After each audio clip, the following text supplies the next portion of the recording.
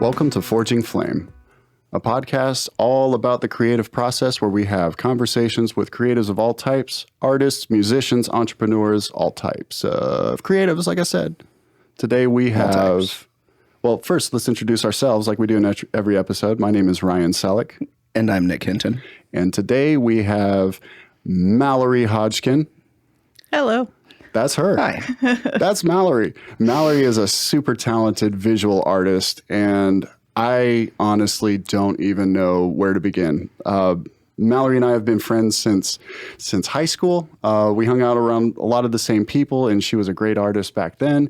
And I've been saying, we said on a live video a couple days ago, something happened. I don't know what it was, but about 5 or 6 years ago, something shifted, and I can't even keep up with you anymore. Like you're just going. And she brought us these awesome stickers today. Does he have a name? She? That's Hayden. Hayden. When I drew him the first time, it was for a patch design, and his hat says "Hey," and I named him Hayden. I thought it was funny. Nice. So, and all of these characters that I've seen, these cartoonish, demented on some like really subtle level, they all have a lot of personality, right? Do they have backstories? I mean, this guy's got a name. Some of them do. Oh man, you just open a can of worms right away. We're getting right into it. We go into the deep end here. So. Even just since quarantine, I've been kind of sitting down and trying to think of like, where am I really going? Because I've kind of like, I blasted to a point, and then I know we'll talk about it, but conventions stopped this year. And so I was like, well, what am I going to do with my time? And I had already had this logo for a little while, and then I changed logos to a different one and didn't feel like I liked that one as much. So I went back to this green tiger, and something about this green tiger was really cool. I have another character that I draw a lot that's called the Big Red Wolf. He's a really popular character. He's kind of my Garfield. You know, I put him on lots of things and people get really excited about it. And I really like him too, so it makes it nice. But I sort of decided that character and this character, they're both green. And so I wanted them to be Martians. So they're actually just aliens that live here. They've come to this planet, and Hayden wants to take over the world. He wants to continue the mission. He wants to take over the world. I can see that in his eyes. Yeah, he wants to continue this mission, but Rad is the other character's name. His name is just Rad, and he just wants to skateboard and surf and have fun. And unfortunately for Hayden, he's not the commanding officer, so they get to just surf. And Hayden works at a liquor store, and that's how they live. I can't wait to see this cartoon. I had it in my mind, and I wanted it to be that super low frame animation from the 80s, like Heathcliff, where like all the stuff's super exaggerated because you only had 5 frames to do it. So someday when I learn how to animate, maybe. Oh, I can't wait. That's amazing. So, okay, I guess we should, for the audio listener, we should probably give a brief description about the type of art that you predominantly create. Hey, I know a good guy for that. Yeah? Yeah, Nick Hinton. He is really great at describing artwork. And you were giving me an earful right before she got here. Well, I do this thing where like I like, since I don't understand art or like how to like really analyze it, I just try and like analyze the psychology of the artist by looking at the art, you know? Okay, now I definitely want to hear it. And without like getting like super specific, because obviously that would just be speculation, right? Like there's this odd crossover of like some stuff that's very, very much like Disney-esque. And then there's this like odd like Hanna-Barbera tilt, and like there's just a lot of like elements of my childhood that are obviously at play, right? And then there's this like odd Lisa Frank element and like this like psychedelic thing happening, and it's like there's definitely like this subtle demented sort of thing happening, right? For sure. But to me, that's like, definitely a compliment. I'll take it as one. If I were breaking you down, I would probably assume that like you maybe identified a bit more with the villain in the Disney flicks, like at least as much as the princess, right? Like probably a little bit of both going on there. Yeah, I wasn't much of a princess kid. Yeah. It was, Scar and Shere Khan and Jafar. They were all cool. They all were designed cool. They were more interesting. Right. Like your friend wants to be Jasmine or whatever, and you're like, I want to be her pet tiger.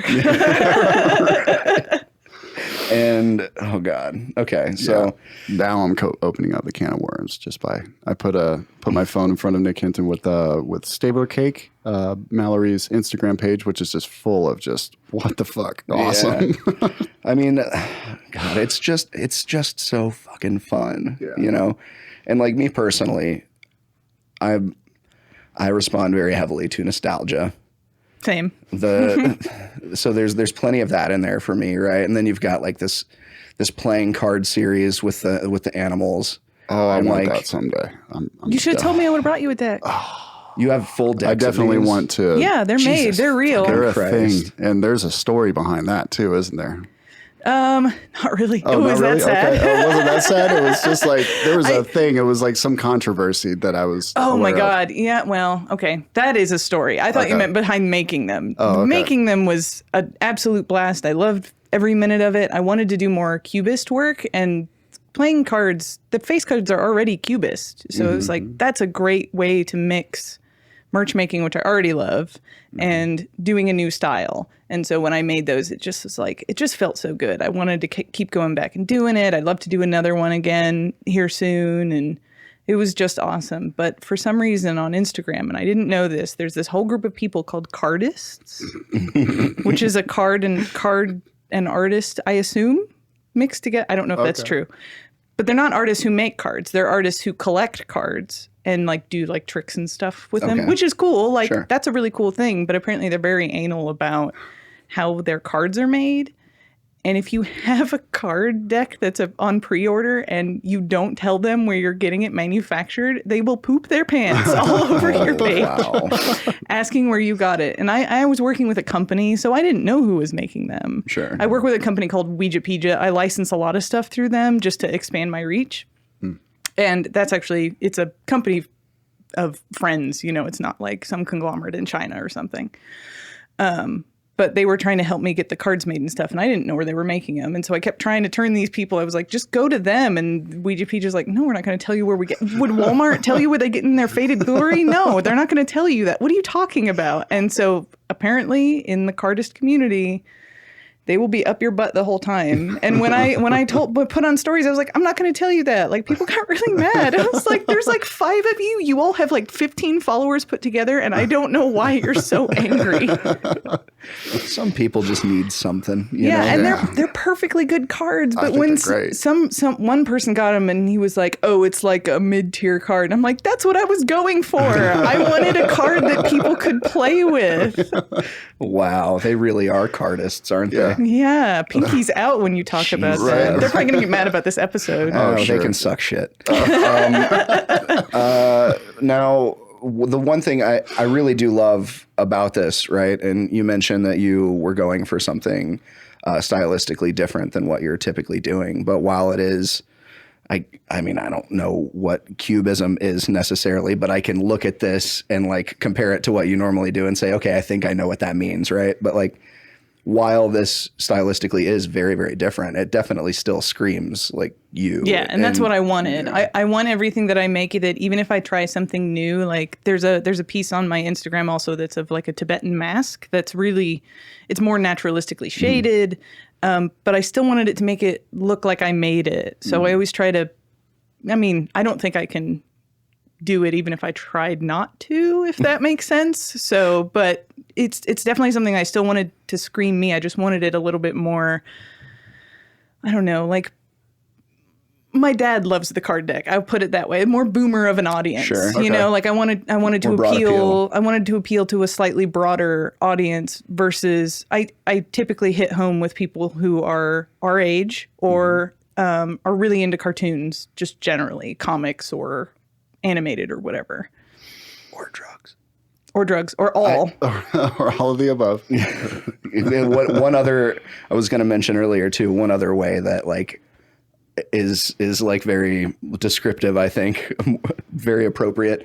If Lisa Frank worked for Walt Disney, but just ate a lot of acid, like that's. I love it. Like there's so much like bright, vivid color. You know, it looks like most of your stuff would be like blacklight reactive. Some of it is. There's a blacklight poster on there. I want to make more this year, but those sold really fast. I don't know. I love blacklight posters. I guess so does everybody else. Yeah. So that's great. But it is just so like psychedelic in nature. Like in that, even just the use of color and the stuff that's more simple and cartoony, like the hyenas and you know some of the wolf stuff. Like I feel like the use of color does imply a bit of psychedelia in a weird sort of I don't like way. Natural or normal local color.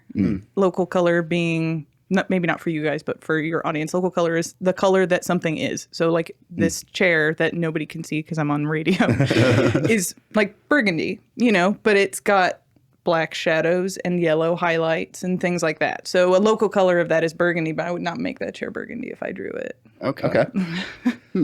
Which is why the tiger is green, you know, that kind of thing. Sure. Just right out of the gate, start fucking with it. I like it. Yeah. If I have to use brown, I don't know why I bothered to draw it. Yeah. And that's actually what happened like 5 or so years ago. I put down the brown. Oh, okay. So that was part of it. And then, you know, the other part of it was that time, that 5 years ago time was right when I stopped working in jobs that I didn't like, or art jobs. Like I didn't have an art job. I've never had an art job ever. I'm realizing now. Oh, that's weird. I've had probably 20 jobs over the years and none of them were art related. They were all just jobs that I needed to pay the bills, you know, coffee barista, office stuff. I worked for an insurance company for about a year. And while I was working for that insurance company, they had us on so much overtime that I was doing 12-hour days. I hadn't painted anything in a year. You know, I barely drew. And at least I had a job before that, which was at a furniture company. And I drew all the time there because what am I going to do? Work? Like, you know, and so that kind of allowed me to have a creative outlet. But it also stymied me from going further because it let me have the outlet. And so I was like, this is enough. But it wasn't really enough. So when I went on to the insurance, I was working all day, every day. And I broke.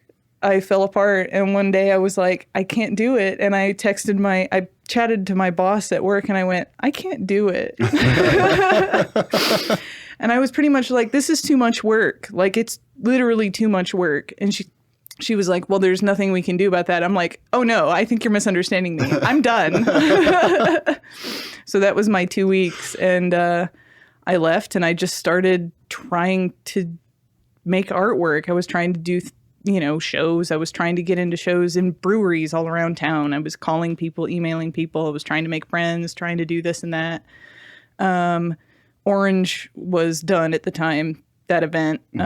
And Orange was something big that I used to do before I got those jobs. You know, I did that every year and that was really cool. With a booth space. Yeah, with a booth. So it had a booth space and it's old enough that people probably aren't familiar with it. It's just a big art and music blowout. A great time. Yeah, it's a super great time. And so I would sit there and I'd sell at my Orange booth, you know, and I'd sell all my originals and stuff like that. And so because I liked that so much, I was like, well, I kept seeing people sell at conventions online and the tables looked like the tables at Orange, but a lot smaller.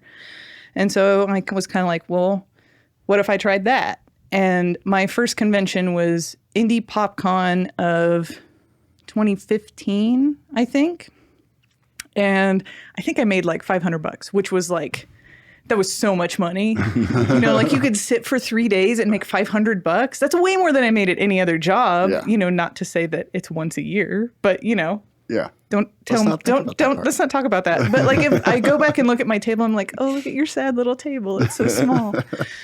But when I did that, I was like, oh, that felt really cool. Oh yeah. I think I want to try more. And so because I didn't know anything about conventions, I was trying to look for comic conventions just nearby so that they were easy. So I went to Cincinnati Comic Expo, which was horrible. If you're out there and you're not drawing, like if you're not super into Western comics, don't sell it at comic conventions, like just as a general rule, like especially from the get-go. Like if you're more established, like you can probably still get your money's worth out of it. But if you're just starting, don't pay the money. It's not worth it. But I just didn't make anything, and it was such a bummer. But while I was there, I met some people that I'm still friends with today, and we're very, very close. We go to most cons with each other, and they were like, furries have a really terrible rap, right? And I'm like, yes, they do. But I draw mostly animals anyway. It's what I like to draw. And they were like, just come with us to Atlanta and try this one and see if you like it. And I was like, okay, fair enough. If they make money, I don't really care who it comes from. It can come out of somebody's, sweaty paws or whatever. And so I went, and I made great money. I had a teeny tiny table. I had barely anything to show for it, but I made like $800 just out of my little teeny tiny. I had a quarter of what I was selling at that PopCon. I had barely anything, and I made good money. And so I just kept doing that. And it turns out furry's really fun, and now I'm a stupid furry. So, but whatever works, right? Yeah. And I try to keep one foot in that and one out. I try to make things that are appealing to people who aren't in the subculture, because the subculture is not my whole life. It's like 10% of it, 10% of it, which is fun, that fun 10%. But I want to make things that people like to use every day and aren't embarrassed to go to work in, and, stuff like that. Wow. So one thing that I wanted to kind of touch back on, because I've found that through having these conversations with the people that sit down with Ryan and I, we usually wind up kind of organically stumbling across information that's really broadly applicable to people who are artists, or, well, in this case, most specifically focusing on artists, my question, but just stuff that's super useful for people to hear. And you mentioned the period of time where you weren't able to create when you were working for the insurance company, and you said that you broke. Mm-hmm. And I've known a lot of heavily creative people who have even ridden that line of like almost breaking for a long time because they are stifled by, their day job or whatever their circumstances are. And not to, get to a super dark place, but I mean, with as much as you'd be willing to, like, with as much as you'd be comfortable sharing, like, what did that break look like for you? Like on the deeper, more emotional side, like what did you go through? Sure. So at that insurance job, you have to talk on the phone to people every day, obviously. I was a claims handler, so I'm the person that people are talking to when their cars are broken. People are already upset, I'm not talking to people all day who are happy to call you. I'm not the lottery service. I'm a service that's necessary, that's not that fun, and that everybody's dealt with. And you can kind of hear the misery on that clerk's voice, Right. This is it. Now, I got paid very well, but they better be in that business. Yeah. It's and I'm introverted, like through and through. I'm an artist. Like, obviously, those are pretty synonymous usually. Sure. I hate the phone. Yeah. Before this, I hated the phone. Hate the phone more now.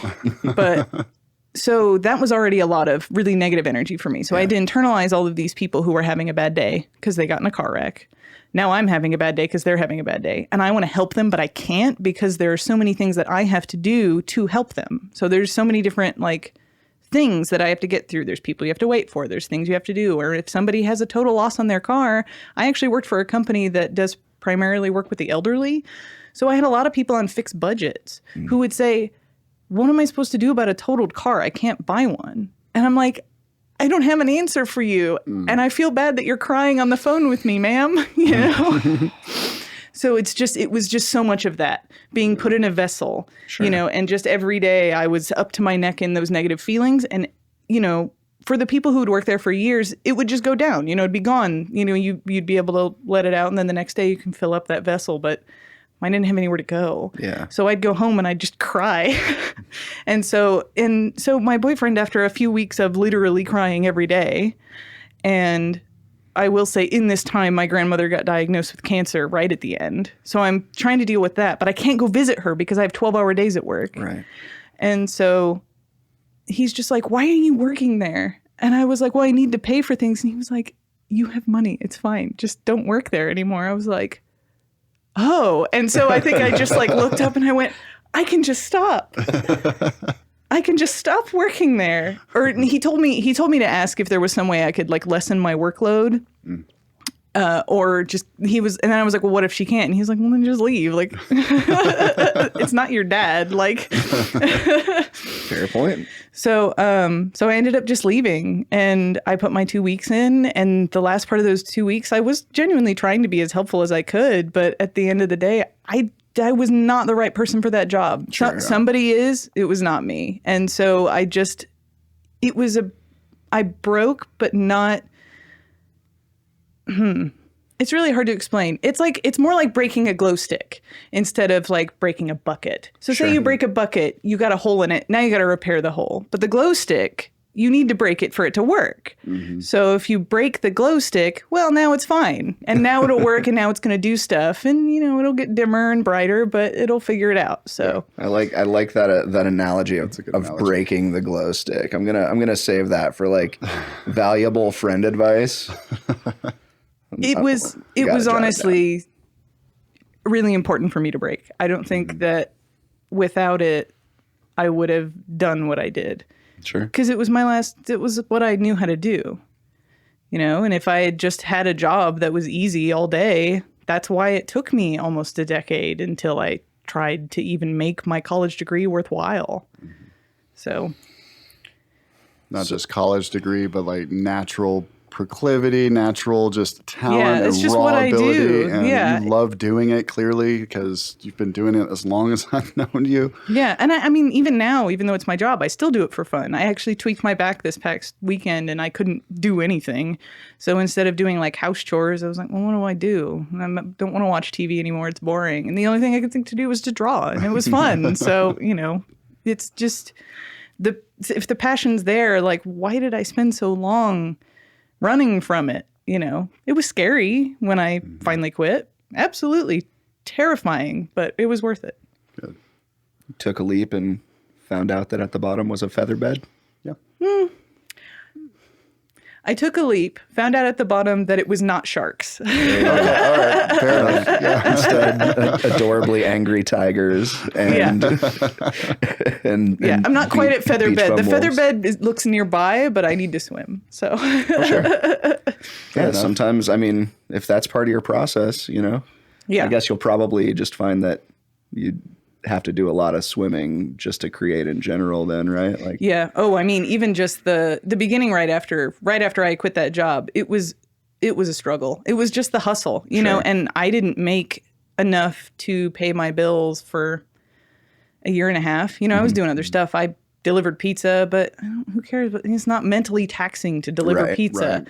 And I walked out of that job, like, who cares, and I worked at a coffee shop for years. And then the point where the coffee shop actually took away from time that was better spent making artwork, because the artwork actually made more money than the coffee shop, was the day where I was like, wow, I did it. Yeah, that is Awesome. a heavily powerful and vibratory like place to be. It was a big day. Yeah. I remember it was October. It was awesome. It's fucking great, man. So do you feel like there's any direct influence? Like, can you see visually in the art that you create your experience working for the insurance company? I don't know. Maybe in the darker times. I mean, I'm not neurotypical. I've known that for years. The sort of like depression, anxiety zone that you live in, like as like that a high schooler usually, and then it's like, oh, you'll grow out of it, and I didn't grow out of it. So, but I think with creativity comes self-doubt, and self-doubt creates anxiety and depression. So they all just kind of hang out together. But without self-doubt, you don't try again. So if you're always happy with what you make, you never improve. So I kind of like my self-doubt. Sure. So when you have the negative feelings that I felt at the insurance company, those feelings I felt worse about, and this is weird because I used to listen to the Rogan podcast with my boyfriend, and he would talk all the time about how like you need to follow your passions. And for some reason, especially at that time, he would talk about it a lot. And he would talk about it with either creatives or I don't know, he wasn't talking to Elon yet, but people like that, people who went their own way and did their own thing. And they always talk about how like they did that. And then I'd feel horrible for not doing that. And I'm like, how are they so much stronger than I am? And I'm this like weak little baby. So actually the negativity that I felt from the customers actually just kind of intermingled with the negativity I already had and then built it bigger. So I think, those times of self-doubt, they'll always be there. Those times of fears, those times, and not everything's roses. So I guess in the scarier or the more serious artworks that I have, I think that's in there. But it's almost like it's trying to like leak out. It's trying to become something so that it doesn't have to hang out in my head anymore. That's great. It's better to get them out. Yeah, and I like the using self-doubt as fuel. It reminds me of that analogy. Oh Jesus, what I had it and then I lost it. Oh well, but using that as fuel and actually giving it a place to live and provide benefit and even prosperity in your life is, that's exceptional. That's awesome. So good for you for being that present and self-aware to and to do good that. For you for making that leap. That's a terrifying leap, and I've struggled with the same thing like my entire life because I've only recently kind of figured out why, and I figured it out by living with my dad for a few months as an adult and observing his behaviors as an adult and being really acutely aware of my own behaviors and everything. And one of the things I noticed is that and this is some personal shit and I don't really care, but because this might help other people. One of the things I notice is that he has a hard time with gratitude. He has a hard time being appreciative of something. He's always pointing out like what's wrong with it. Like if he gets food at a restaurant, it's like, man, it's too salty or blah, blah, blah. He's always got something negative to say. I'm just like, holy shit. How would a kid feel growing up around a guy like that? Like nothing is ever good enough. And I'm like, oh my God, like that's why I believe that I just suck at every turn. And like, it's just. That'll do it. That'll absolutely because your voice of self-doubt isn't yours. Exactly. And this entire time, dude, I got a fucking master's degree basically to appease him. And that was one of my breaking points is like that day that I got the degree and I'm like, wow.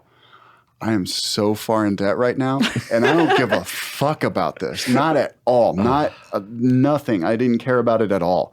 And then my dad was like trying to pick at me about what I'm going to do next. I'm like, you don't want to talk to me about that right now. You don't want to talk to me. I'm looking at a mountain of debt. Maybe can we talk about something else? Yeah, I'm looking at a mountain of debt and a bunch of really fucked up thoughts right now. Let's not talk about it. And he kept picking at it. And then finally I just laid it out on the table and it wasn't pretty, but it got his attention. But still, that's what prevented me was my own father's expectations about what I should be. And like I carried those for a long time and I suppressed the creative side of my personality. I just tried to cram it in there, just work as much as I can to pay the bills and then cram whatever creativity, having a band, doing whatever. And it just, eventually something's got to give, you know, something's got to go. And I very recently decided that instead of doing the full-time thing, I was kind of at a crossroads like a lot of people are with the whole COVID thing going on right now. It's thinking, okay, I can, try to get a full-time job. Maybe I can get something remote and make enough money and do web design and all this stuff. And I actually was preparing for a web design job for 4 months and I'm like, nah, I'm not doing that. I'm going to instead go the crazy route and try to at least prioritize creativity instead of forcing it into the margins. This is my priority. If I got to get some, bullshit jobs to make it work for a while, that's fine. At least it's put in its proper context.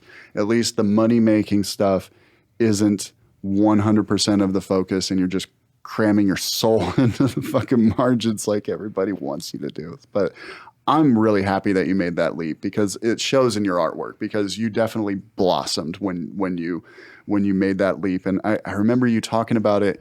We were hanging out at Fountain Square Brewery and you called it min-maxing.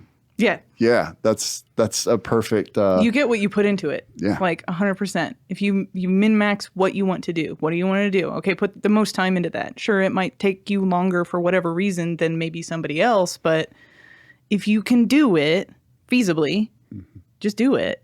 I mean, I'm not going to say my life was my life sucked for those 3 years, but I was spending 8 hours a day doing what I loved and putting all of that time into it. And I improved drastically in many ways. And it was a lot to learn, but it's so worth it. And it's it's all stuff that you get to learn firsthand. And that's so cool. You don't have to be taught by, some orientator or whatever. That's boring and stupid. You're learning only practical. You're not learning algebra ever. You don't need to learn the stuff that you don't need to learn. Yep. You're not wasting time on it. Yeah. And can you explain to the audience, and maybe Nick had a kind of confused look on his face when we were saying min-maxing. Do you know what we mean by that? I can fill in some ideas based on. Okay. I think it comes from video games, doesn't it? It's a video game RPG mechanic, and so min-maxing, like for example, I'm a child, and I would use it in like Pokemon or something. So you want to min-max. Depending on what you're doing, obviously. If you want to be a well-rounded whatever you're doing, don't do this on the macro level or on the micro level. Do it on the macro level. Do it on a large scale. What are you doing? What are you putting the most time in? And where do you want to be? If where you want to be is not matching with putting the most time in, then you're not going to reach the level that you want to get to. Sure. If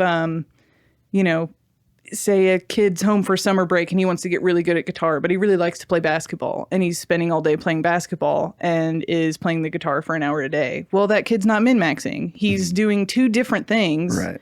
And even if he's doing 8 hours of both, he's going to be half as good at basketball or the guitar as he would be if he just played the guitar the whole time. So it really just depends on what you want to do. If you want to focus on one thing like I did, I'm just going to focus on that one thing.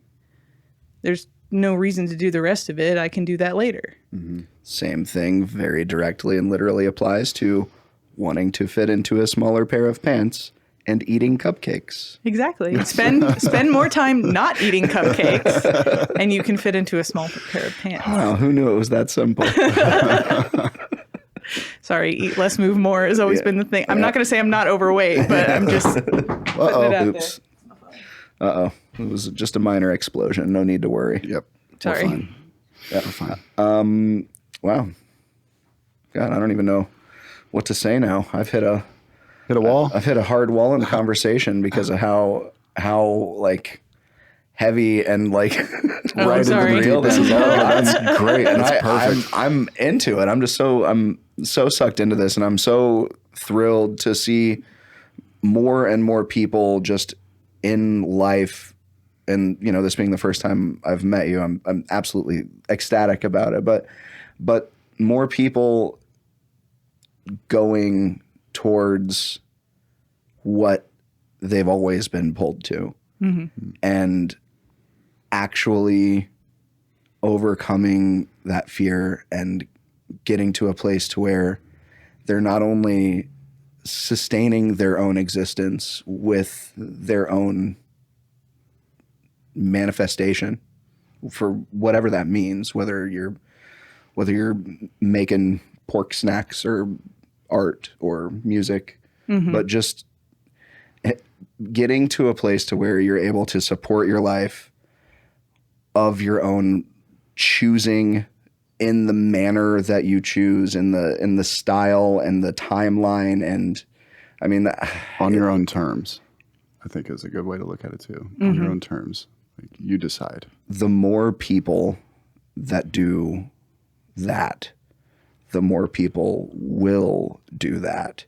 And that's one reason that I feel your presence here today is doubly important, because like this is just the cutest shit ever, right? But it's your life. Yeah. And, like it makes me deeply emotional to think about it, and that's fucking amazing to me. So it's not something. Thank you for doing what you do. You're welcome. I feel like I say that a lot on this show. Do I say that a lot, Ryan? I feel like I'm constantly praising people. You can never just for doing what they can't help but do. You can never say thank you too much. I mean, there's no such thing as too much gratitude. Gratitude just improves your life in so many different ways. When you just appreciate something that's good, That's good. So say thank you more. I think for somebody like me too, who I have been sitting in my house all quarantine, just selling to people online. I don't get to talk to people anymore. I don't get to have those people come to my table and tell me how much they like my stuff. So it's like, it's actually a breath of fresh air to hear somebody say like, oh no, what you do is still good. You know, like you're not just like sitting alone in your house compiling merchandise, you know, that'll never go anywhere. So it feels good for somebody who especially has my own voice, you know, maybe not my family's voice, but my own voice that, you know, tells me when I'm not good enough. So, and to maybe not always trust that voice. That voice is a lion ass motherfucker. About at least 50% of the time. Sure. At least 50. Oh, man. Also, for whatever it's worth, I was raving to my children about the fact that we were going to be speaking. They're going to lose their shit when they see these. You should have understand? brought more stuff. Oh, dude, I didn't think I brought okay. the handful of stickers and I went, I should bring more stuff, and then I didn't. And then I got distracted by the internet. You know, happens. No, that's totally cool. But no, they all kind of went nuts over. I've got 3 little girls, and the colors, the style, the creepy nature of a lot of it, that appealed to all of them because that is just them. They're like all little poisonous cupcakes, you know, like perfect. That was me. Good. I'm glad there's more of them. Yeah. No, I've made a small army of snarky and shockingly tough and strong little future ladies. Yeah, it's going to be interesting to see how they develop. He has a video in his phone from a few Fridays ago where they were rap battling. And they were freestyling. Yeah, character. Yeah, in character from what show was it again? Peppa Pig. Peppa Pig. Oh my God. That is so adorable. Yeah. My youngest daughter, she's 7 years old. She's my like heavily creative kid. She just can't help herself. It's just in her. And she's always like interested in an opportunity because she's a big old sweetie pie. But if there's an opportunity for her to play as being evil, like, and especially the more evil, the better, you know? And so she took a great opportunity to use a villain from a children's TV show to threaten the lives in the form of freestyle rap of her sisters. So perfect. Yeah, it was great. It was a good I love time. her already. Family bonding. Awesome. Get her into drama club immediately, as soon as you possibly can. Yes. 100%. Well, once they're able to go back to a physical school, then that'll be an option. Obviously. Yeah. Never again. Yeah, I don't know how virtual, like Zoom-based theater companies are going to... I mean, for what it's worth, even homeschool kids have drama club. They tend to have like, especially with the internet now, they have a lot of groups all over the country that will actually bring all the kids together for different clubs and stuff. Nice. So even in a post normal classroom world, there's always room for get-togethers, presuming COVID is not part of the equation, obviously. Sure. I guess I should have assumed as much, right? Like, yeah, I think, and it's actually in the last few years because of the internet, homeschooling is way more popular. And like, there's I have some family that homeschools, and those kids hang out with kids all the time. Mm-hmm. Yeah, my oldest daughter, one of her best friends is a homeschooled kid. Yeah, and they just met through mutual friends, and a lot less weird than the homeschool kids I hung out with when I was in middle school. The homeschool kids when I was growing up were super weird. There was always like 14 of them. And like, and they didn't know each other, but then they still got like hung out with each other. It's like, but you guys don't know each other. Oh no! In my experience, they were all related. Oh, weird! Yeah, they were all siblings. Ooh, wild. The homeschool kids that I grew up with were strong Baptists. Yeah. Fun at parties. Yeah. No. Snake parties? Ooh. Snake parties. Nah, they weren't the Snake Baptists. Snake type. No, not those type. I mean, yes, but like more like allegorically than literally. Yeah. I was just loving that phrase, snake party. That just sounds so good. Somehow a lot more tame than a lemon party. Yeah. It needs to be a band name, Snake Party. I think I looked this up recently. I think those snake parties are still legal in one county in the U.S. somewhere. Probably Texas. Probably. Or Oklahoma or something. But it was like one county. And like 10 people have died from that church, and it's like, yeah, obviously. And they're just like, God those wanted them people dead. needed to die, I Yeah. guess. It's like, you guys are bad at this. I think I believe in freedom. If you want to hold a snake, just make sure the snake's not getting hurt. I'm more worried about the snake's rights than the person holding it. But hey, if you're holding it by your own free will, It would be fine if it was all adults holding snakes. I'll put it that's that different. way. That's different. Which is why it was not legalized and illegalized in the first place. Okay. Yeah, I'm on board for that. You can't just hand a kid a Enough snake. enough about snakes. Sorry. I love snakes. I got 3 of them. Got one right there. One. Where's the? Oh God, where'd he go? I don't remember where my snakes are. Where is it? Help me out here. Oh, there he is, right there. Ooh, and then I got a that's a sneaky dangerous one looking back boy. there. Nice. See him. Viper. Got 3. I'd love to see the Southern Baptist snake character that you could create. Southern Baptist. That doesn't sound like a snake. fun kind of evil, though. The comically evil's fun. That just sounds Yeah. like, oh, I don't want to hang out with you. Well, so maybe he's like a drunk country snake, and he's being handled by all the creepy, So he's just a snake with a hat. yeah, and and maybe like a little bottle of like a jug of something Curled around a jug. Yeah, just like Just a jug. with so the like 3 he X's on doesn't it. mind that he's being handled by all these weirdos, and he's just having a good time. Maybe he enjoys it. I don't know about Maybe this it's- character, Nick. Maybe it's more about the party for him and less about the God stuff. I'm back on board now that it's just a snake with the hat, though. Yeah. Okay. Snake with a hat, you're sold. Yeah. Oh boy. Well, sorry I took it there. That's great. Do you have a backstory for all the little characters that you draw I as you're don't. drawing? Okay. Sometimes, but most of the time I don't. The Big Red Wolf one happened accidentally. I drew the design, the first iteration of the design years ago, and it was really popular, and I wasn't happy with the design anymore, so I redid it, and then I just tried to sort of put it in other merchandise because people got excited about it, and people really liked it. I was like, okay, well, now he has to be something. If you draw something like 3 times, it's like in my head, it's like a rule. You have to he has to have continuity now.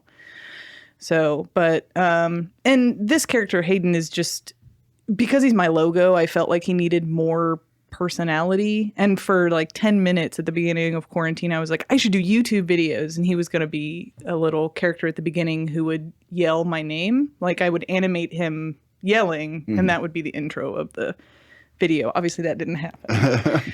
Or at least it didn't happen yet. Mostly because now my boyfriend works from home and I don't want to do the voiceovers because it's embarrassing.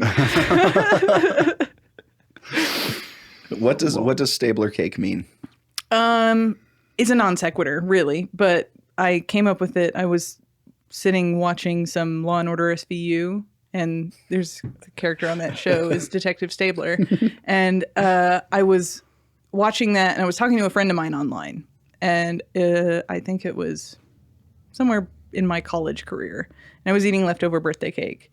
And so I was sitting on the couch, and she was like, "What you doing?" And I'm like, I'm watching, we called it just the Stabler Show. And so I was like, I'm watching Stabler eating some cake on the couch. And she was like, "Wow, 2 great tastes, taste great together." And I was like, and then I put the words together, and I was like, that sounds really cool.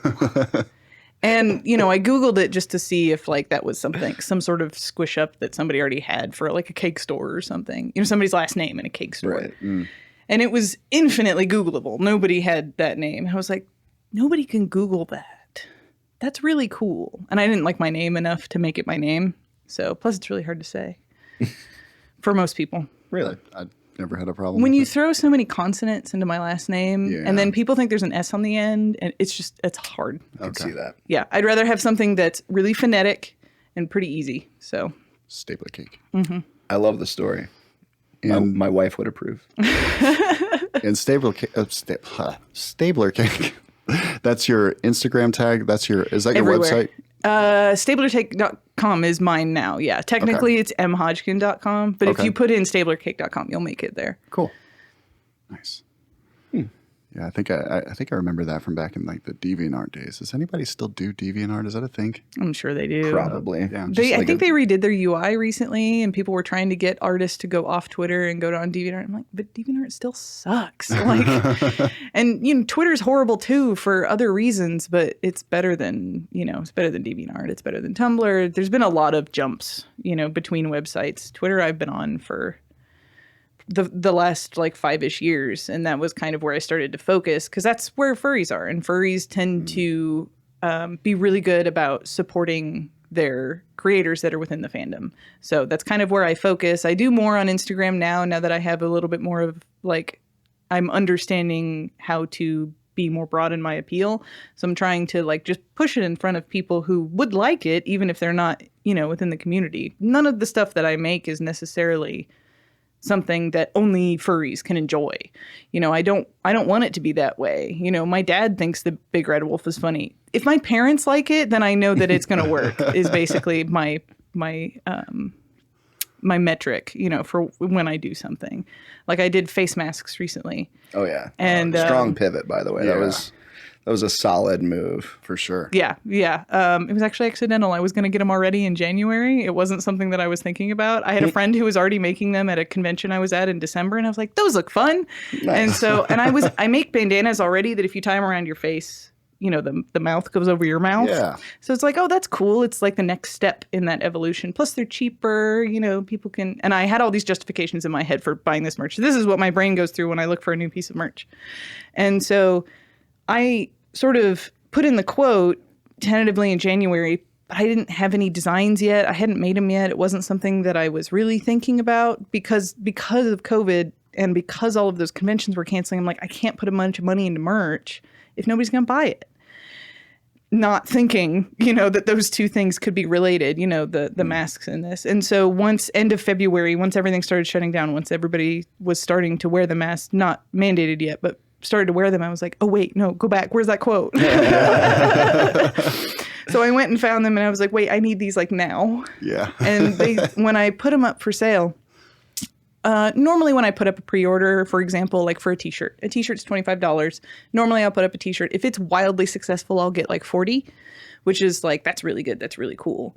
The last time I did one that blew out of the water was like 60. It was like, wow, that's crazy. I can't believe I got 60, and that was over like a week.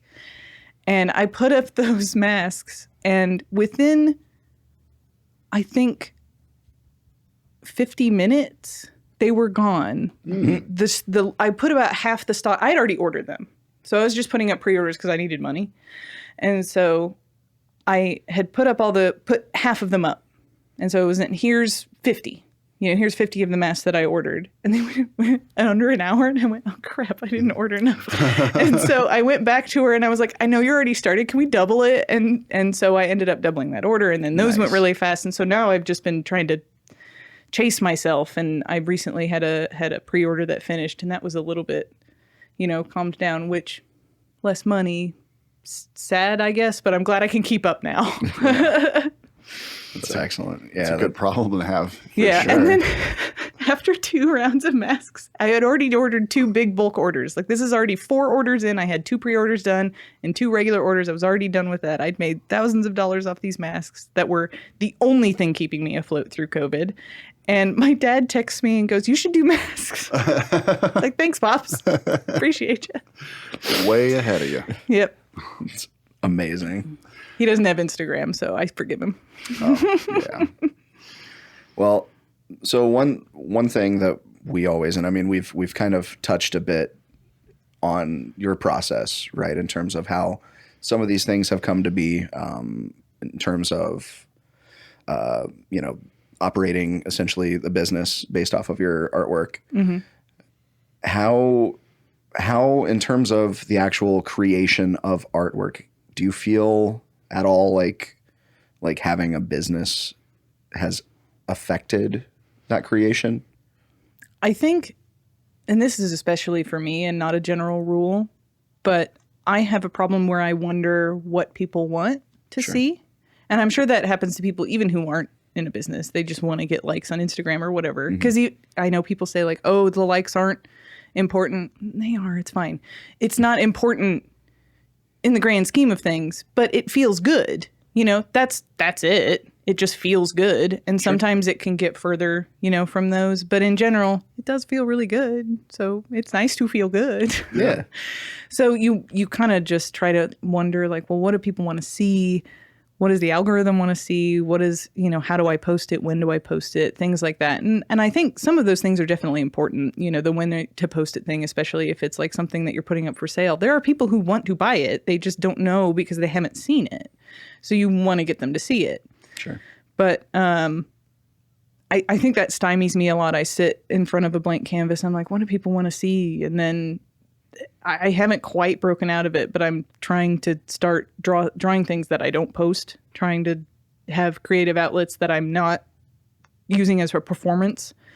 So, you know, I think I'm not the best person to ask about how to not feel that way because I just do. Sorry. Mm-hmm. But just finding an outlet for yourself that's not purely creative necessarily, but a creative outlet that you're not posting, or a creative outlet that you're doing for you, or that you're doing for you and your friends. I just picked up miniature model painting recently, and the only people I really share that with are like my friends who are going to play. So, you know, it's not something for the internet. Plus, they're very like D&D or like Nice. The most people do like Warhammer, but that's weird boy crap. I don't know.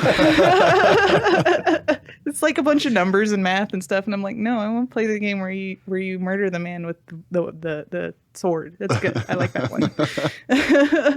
So, all right. Well, and not to like derail the train too far, we can definitely get back to the important subject matter. But since you brought it up, what do you play and how long you been playing? So I've been playing on and off. Like, I don't play that often. I want to play more. The problem is finding the DM. And so unfortunately that means I'm the DM, which is fine. I can write it and I can do it. It's just really hard. And so putting that much time into something, I don't know, it's just a lot sometimes. And I really like to play, and I really like to have, you know, my characters go through all my cool stuff, and like I have all these ideas for this and that and the other, and then you don't really, you know, sometimes the game will go in a direction that you didn't expect, and then half of your work is not used. And so you're like, but I had this cool thing that you guys could have stumbled on, but you just brute forced through the wall. And the you don't, DM's lament. Yeah, you don't want to railroad them. You don't want to say that, like, no, you can't break the wall. Like, obviously you can break the wall, but, you know, I don't know. It's Strength check. yeah, true. Unfortunately, when you're playing with people who have really lucky dice, but and my friends are usually pretty good. They tend to like go through the paths that I want them to. But it's also hard to not play in person, especially these days. So, you know, I want to play with them. I want to play with these new miniatures that I have, but I can't have a party. So. There are some impressively good like free online platforms. I used Roll20. Yeah, I used Roll20, and I had my whole thing. We went through like a few different dungeons and stuff like that, and then we had a falling out in the friend group, so we stopped. But we want to pick that back up, and I will still be the DM. I just really would rather play. Yeah. The last time I played, I was a druid, and I did the whole wild shape. You know, I wasn't a healing druid. I was wild shaped druid, and he was a bugbear. Nice. His name was Archie, and he was like a Boy Scout leader. He had his little pack of first aid, and, you know, always be prepared. Played with a bugbear in my last campaign. He was great. Nice. Yeah, most of this is flying right over. I'm Don't following. worry about I'm it. following, but yeah, I haven't played D&D before. And It's fun. I think part of me knows that I like it too much, and I've just been avoiding it. But It's fine. See, that's my DM group is great. You can join as soon as this campaign is over, but we play every other week.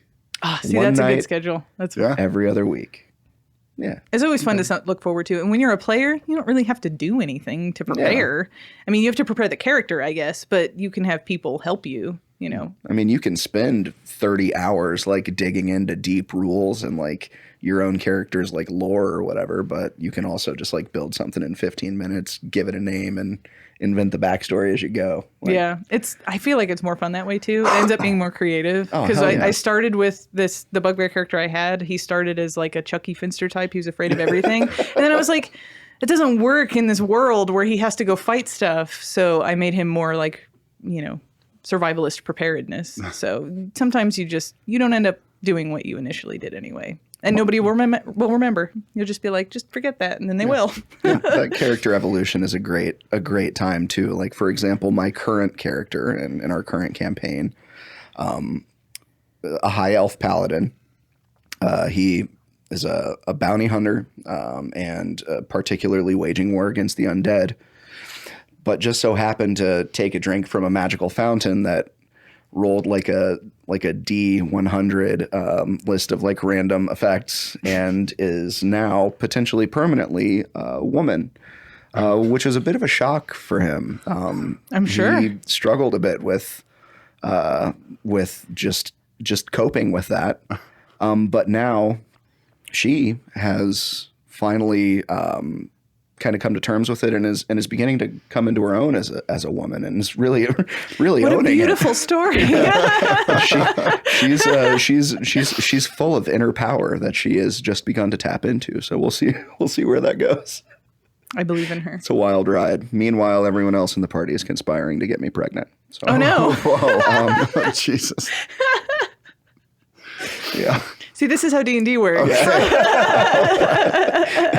It's the best kind of metagaming.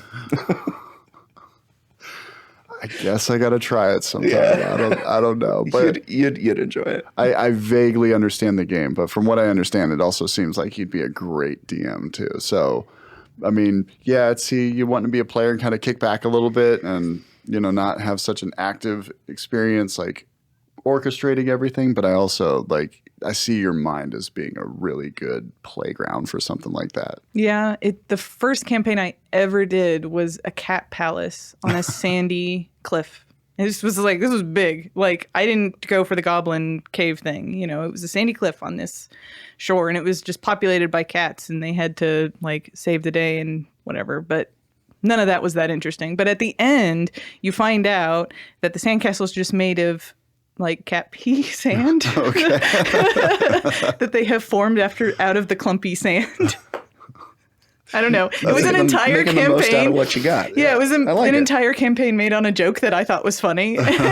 Nobody else thought it was as funny as I did. You need better friends. That's nonsense. That's fucking awesome. I think one of them did. The problem with being a DM is there's combat D&D and then there's story D&D, and if you have a group that doesn't agree which one is more fun, it's hard to play. Sure. So anyway, that's not what this podcast is about. That's all right.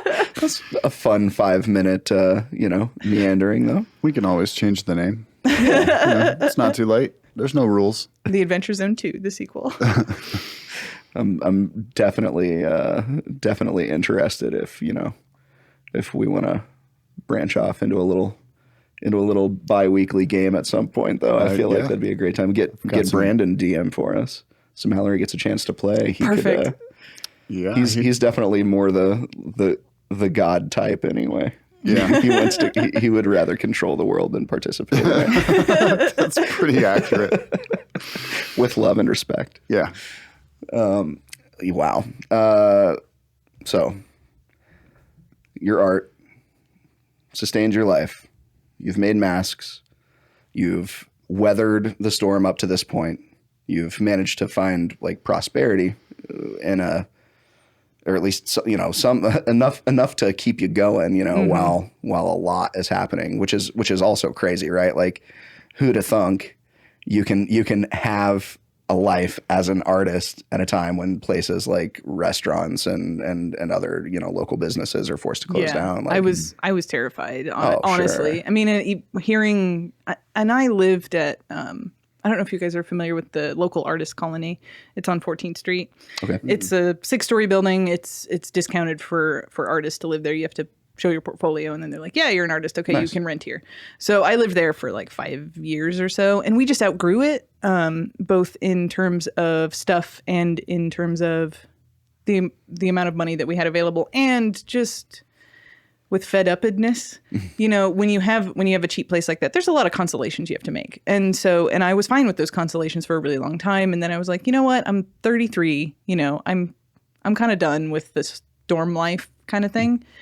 And so right as COVID was kind of coming in at the sort of end of January, beginning of February, I was looking around and I'm like, I will not weather COVID downtown in a dorm-style apartment Yeah. with one elevator. Yeah. No. Smart. No. No, I'm sorry. I will not be doing this. And so I kind of leapt onto Zillow and I was like, we're moving. We're moving now. It's So, time. and we did. But right when all that was happening, I'm just watching my, moving costs money. So I'm watching my bank account go down and it's not going back up because I haven't had a convention. And the last convention I had, it was great. I had a great convention the last one I had, but it was in January. And now the one I had in there was one I had in February. I just couldn't make it because of moving stuff, and it wasn't going to be that big a one anyway. So, I'm looking forward to the future. I'm like, okay, I have this one in April. That one will pay for all of these expenses that I'm putting on cards, and it canceled, in early March, and then the one in May canceled, and then the one in July canceled, and then the two in August canceled, and then now October is done. December is already canceled. So I'm like, okay, that's it. And, I tended to keep my Etsy closed because my inventory is bad. I'm going to admit that live on radio. Like, I don't do well with my inventory. I need to be better about it. But you have to count your inventory after every time you come back from a con. Annoying, but, I get it. It exists in the world. I have to count it. So I'd keep my store closed so I didn't have to count it. So I'm looking at old store numbers, obviously, from a time when I'm not making any money. And I'm like, I just assume nobody buys stuff online, not thinking if the store's open, people will buy things. Stupid. If you close the store, nobody can buy anything. That's how it works. And so, and without the masks, I think I would be struggling a lot more. I probably would have had to go find something. I would have had to have had a part-time something or other, but at least the rest of it would have been enough for me to put part-time. I wouldn't not be feeding myself. I'd just be also working at the Circle K, which I'm not mad about, anymore. I think if you had asked me, before I've had that drop, like how that would be, I'd be like, oh, I failed. I failed because I got that job at the Circle K. I'm like, yeah, but it's still money. It's fine. You're putting a Band-Aid on a wound that will go away. And so, but once the mask came in, I'm like, oh, thank God, I can actually sustain myself and I can actually thrive a little bit. I can grow my home business, which was something I was not focusing on. So I'm trying to look at the silver lining. I didn't put any time into my Etsy last year at all. I just put stuff on there for people who couldn't come to the cons because I was spending so much time focusing on cons because I had 12 of them to do a year. But this year's just been, you're at home. What can you do from home? I've learned so much this year just in that time, in this quarantine timeline. Like, I've learned so much about Etsy. I've learned about postal systems. I've learned about how long things take. I've learned about, my goodness, just like ordering stuff, even though I'd ordered stuff before, but you just learn a little bit more every time you order something. It's just like little things, especially when you're ordering from overseas with that like language barrier and stuff like that. So it's just a whole new learning opportunity that I was terrified I was going to just stop working. I think that's like I'm afraid like my arms will just fall off and it's like, well, now you can't work. Now what are you going to do with your $5? I'm like, well. It's also nice to see you using that min-max approach like to other places too, because that definitely seems like another example of that. Yeah, I definitely min-maxed into conventions because that's where the money was. And so obviously I'm going to put more time into the money when conventions exist. And so, but this year can't do that. So let's min-max into something you can do. And so, and when you you don't half-ass it, you put your whole ass into it, and then your whole ass learns a whole bunch of shit, and then that you can use later to then half-ass it. Yeah. Exactly. I mean, it's definitely going to prepare you a lot better. I mean, for when things do start opening up, if it just doesn't go completely to shit after this, but once conventions start coming back, you've got all this experience that you wouldn't have had otherwise. You know? I'm learning now that what I need to do is do an overall inventory so that I don't have to count it when I get back. If I know how many there are and I count it as people buy it, then I don't have to count it when I get home. Yeah. Like it takes 2 seconds. I was just lazy. Systematize it. I was just lazy. Yeah. I got stuck for a second, Ryan. I have to admit. What's up? There was talk of half-ass, whole-ass, open it up and shit, like in a very compressed amount of time. And you caught me. Like I was like, don't say it, don't say it, don't say it. Because I wanted to just interrupt like real hard. Anyway. Thank you, Nick. So go back, listen to that part, and then laugh about what he's laughing about. Yeah, exactly. Anyway. Just hit the back arrow a couple times and that'll Yeah. put you back 20 seconds and you're good to go. So in terms of art, currently your income definitely coming in from masks still. Yep. Otherwise, is it prints that you're mostly selling to people? Prints are actually one of my lowest sellers. Really? The people who buy them really like them. So, of Sure. course, I still want to make them. And I really like prints. So that's a big thing for me is if I'm going to like it and I'm going to use it, then I'm going to make it. If I'm not going to use it, I'm not going to make it. That's dumb. Even if somebody... there's a lot of call for one thing or the other. But if it's something that I'm not interested in, then I don't want to design for it. Bandanas are cool. I like tacking them up on the wall. They look really cool. But, if I'm trying to think of something that I wouldn't make. I'm sure there's stuff out there that I wouldn't make. But, it just is not that interesting to me. If it's not interesting to me, then I don't care. Like postcards, mini prints is what normally people will put them out on con tables. Be like, oh, a mini print's $5. I'm like, I'm not going to do that. I'm not going to buy it. Nobody's going to buy it. What's the point? I'm going to do big prints. If you like prints, you'll buy the big one. If you like prints, you're not going to buy the little one. You're going to buy the big one anyway. So why am I wasting my money? Yeah. Excuse me. And so the prints don't sell too much. I would say it's mostly apparel and masks right now. In terms of the sales that I had before I had masks, it was bandanas, apparel. People love lanyards. For especially at conventions because you can put your badge on them. There's a lot of people out there who will buy one from a table at every con they go to. So sometimes that one's me. Nice. Cool. I have these elastic wristbands. Those go like crazy. Stickers. People love stickers. It's a cheap thing. They can get a cheap souvenir that's high quality, And I don't sell anything that's not high quality. If something comes in and it's not a quality that I would use, I won't sell it. So, and shoot, what else do I sell? I have a lot. I don't remember. Pins sell pretty well. Enamel pins, the metal enamel pins, those are huge in cons right now. And then things that sell less, like I have plastic acrylic keychains. They're like see-through. Oh, I have one in my pocket, actually. Like a theme park style? It's like... Oh, nice. Cute. Yes. That's cool. So, and they're cool, but they're really niche. You only have one set of keys. The nice thing about masks or bandanas or the things I sell a lot of, like lanyards, for example, those are things that people want multiples of. Right. So when I made hoodies once, how many hoodies do you have? Like 3 tops, maybe? Unless you're really into them. Yeah. I think I have 4, people don't have, and I have 30 shirts, people don't have the same amount of shirts as they do hoodies. So hoodies aren't going to sell as well. Sure. You kind of have to think through the customer's brain, I guess, before, or at least I like to think well, I'm the customer. What do I like? What do I need? What do I need multiples of, especially multiples being the key. It's harder to sell something if somebody is only using one. Yeah, I mean, you could just crunch raw data, analyze that, and use that to influence your business. But if you actually give a shit, you're probably going to take those extra steps to actually consider what's happening, not just for your own benefit, but so it's a good matchup of things. Yeah, and I think I'm sorry. I think especially right now too, is I'm trying to look at what people want, where they're at. And I was actually putting less time into apparel because I was like, well, nobody's going anywhere. Nobody's impressing anybody.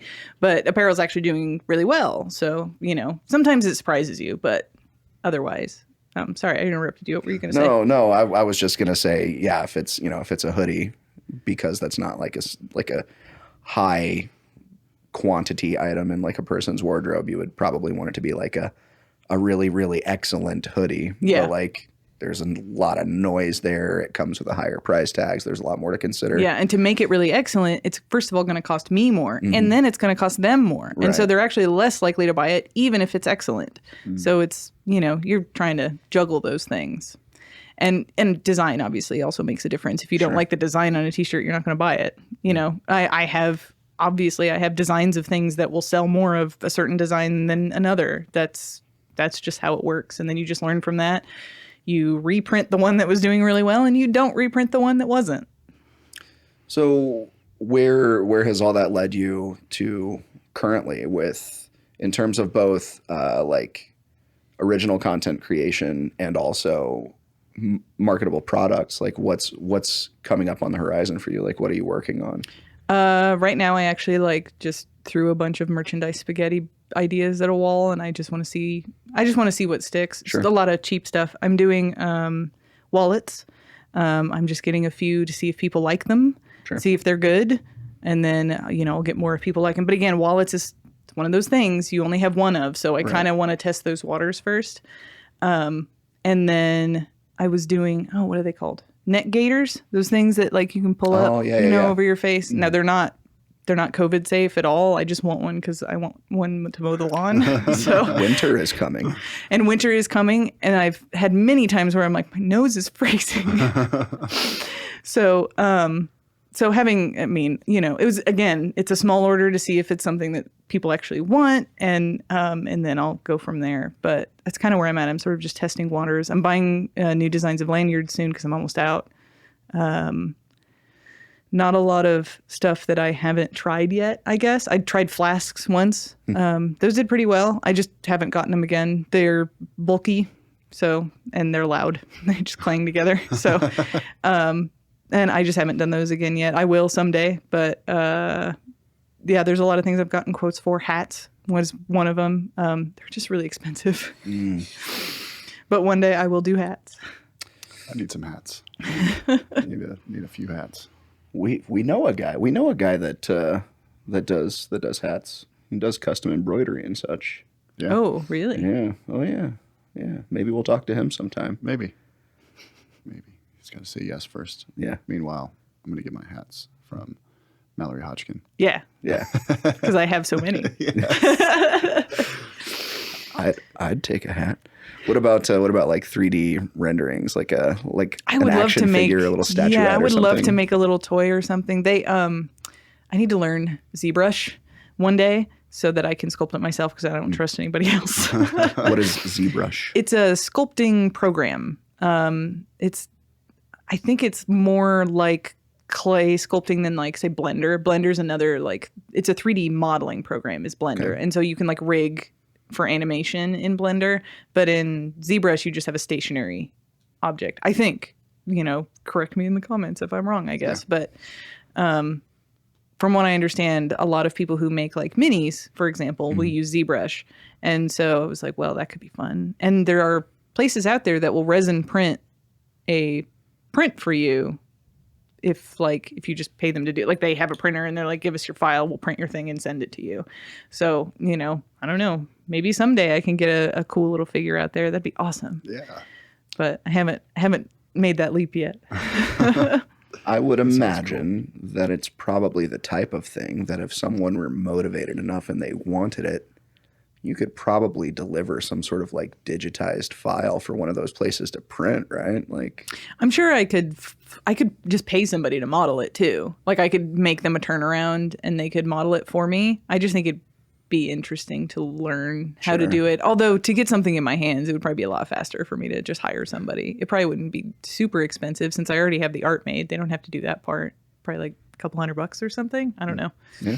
I mean, essentially just giving dimension to something you've already created, right? Yeah. Yeah. Anyway, yeah, I'd love one. Well, when I make them, you'll have the first one. Yes. And if you make any form of a clown, you will make this guy's whole universe. Sorry, clowns kind of freak me out. I'm really excited. Well, you're not welcome in my garage then. They don't. It's not like a phobia. It's just it's not my favorite. Yeah, I'm not like Bart in the clown bed. No. It's very much a thing for me. I don't really understand it, where it comes from, but I've had it my whole life. And my clown collection is by some people's standards, impressive, and by others, completely mortifying. So That's okay. We all have something. yeah, I've got some great vintage clown action going on. That's pretty awesome, though. Yeah. But I mean, I don't know, when somebody's really passionate about something like that, it's really exciting. Like I like critters. I like animals. I have every sculptural item I have around my desk is an animal of some kind. Most of them are Pushing the cat. But otherwise it's just all animals. They're just more interesting to me. They come in funny shapes. Yeah. They look weird. Like it's like I see people every day. It's like, look at that thing. It's a dog. It looks really weird. Look at him. His nose is real long. What an idiot. and when you can like twist the colors in a million crazy directions and like give him a fun little, I don't know, bicycler cap. I don't know what you Yeah, it's a little flippy cap. Yeah.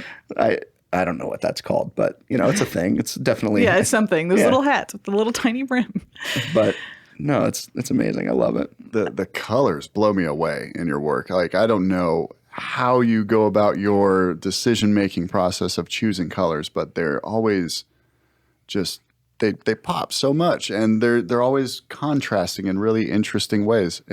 But they work as well. They work. That's Yeah. what I'm saying. Like, how do you go about choosing colors? Is it kind of Sometimes intuitive thing at this point? Yeah, sometimes I fall into it. I would say it's more intuitive now than it used to be.